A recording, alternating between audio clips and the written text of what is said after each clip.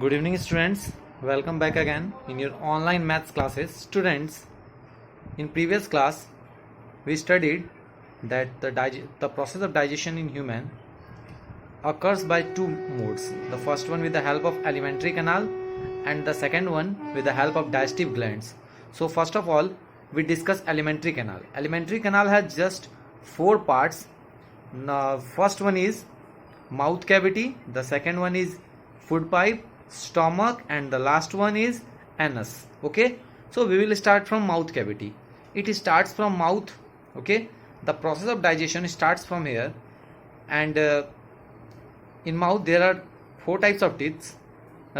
These teeth help in chewing, biting, tearing, and grinding of food. In human being, four types of teeth are present: incisor, two pairs; canine, one pair; premolar, two pairs; molar, three pairs. So total 8 pairs in one jaw. So students, this is the dental structure of human teeth. Basically, in human teeth, in one jaw, 4 incisors, 2 canines, 4 premolars, and 6 molars are present. Students, so overall, total 16 teeth are present in upper jaw and same as 16 teeth are present in lower jaw. Students, यहाँ पर मैं आप लोगों को ये बताना चाहता हूँ कि ये जो 32 टीथ है इंसान में, वो एकाएक नहीं आते. फर्स्ट में पहले इनिशियली मिल्क टीथ आते हैं जिनका नंबर 20 होता है, एंड आफ्टर देन उनके टूटने के बाद सेकेंडली परमानेंट टीथ आते हैं जो टोटल 32 होते हैं, और इनमें से विजडम टीथ बहुत लास्ट में आता है जो 25 एज के बाद आता है. तो इस हिसाब से हम लोगों के लाइफ में टीथ 2 टाइम्स आते हैं.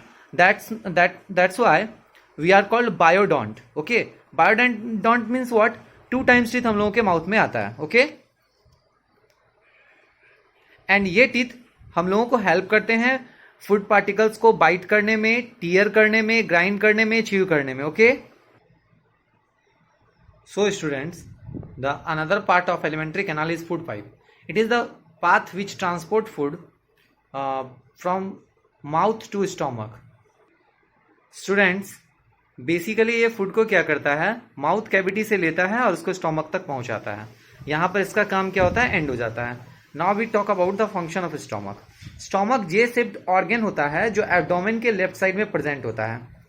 फूड के डाइजेशन का प्रोसेस यहीं पर होता है. यहीं पर फूड चर्न होता है, मतलब कि छोटे छोटे टुकड़ों में पिसता है, और अबाउट 3 आवर्स फूड यहाँ पर रहता है.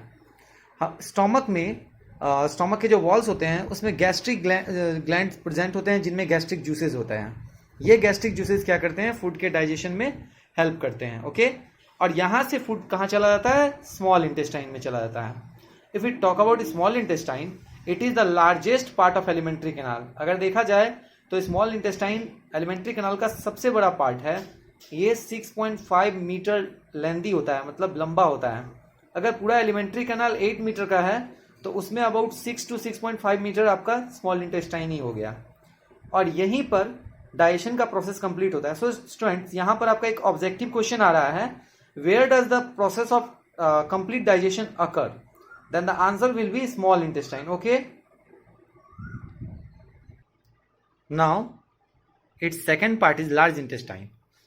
In large intestine, the undigested food is not in small intestine, the undigested food is not absorbed and it moves in large intestine. Here, the water present in undigested food is absorbed and the undigested food is moved forward towards rectum. Actual में student होता क्या है, small intestine में food का complete digestion हो जाता है, लेकिन कुछ अनडाइजेस्टेड फूड जो होते हैं वो वहाँ डाइजेस्ट नहीं हो पाते और वो मूव होके चले आते हैं लार्ज इंटेस्टाइन में. लार्ज इंटेस्टाइन में क्या होता है, ये जो अनडाइजेस्टेड फूड होते हैं उनका कुछ पार्ट, दैट मीन्स उनमें जो वाटर प्रेजेंट होता है वो एब्जॉर्ब हो जाता है सेल्स में, और जो अनडाइजेस्टेड फूड है वो लार्ज इंटेस्टाइन से फर्दर रेक्टम की तरफ चला जाता है, और फाइनली रेक्टम से अनडाइजेस्टेड फूड रेक्टम में टेम्पररीली स्टोर होता है और थ्रू एनस ये पास आउट हो जाता है बॉडी से बाहर, जिस प्रोसेस को हम लोग कहते हैं इजेशन. सो स्टूडेंट, हम लोगों का जो डाइजेशन का जो फर्स्ट पार्ट था, हम लोगों ने देखा था कि डाइजेशन बेसिकली 2 प्रोसेस होता है. The first one is through alimentary canal and with the help of digestive glands. So alimentary canal हम लोगों का यहाँ पर कंप्लीट होता है, जिसमें हम लोगों ने देखा stomach, mouth cavity, oesophagus, anus, small intestine and large intestine.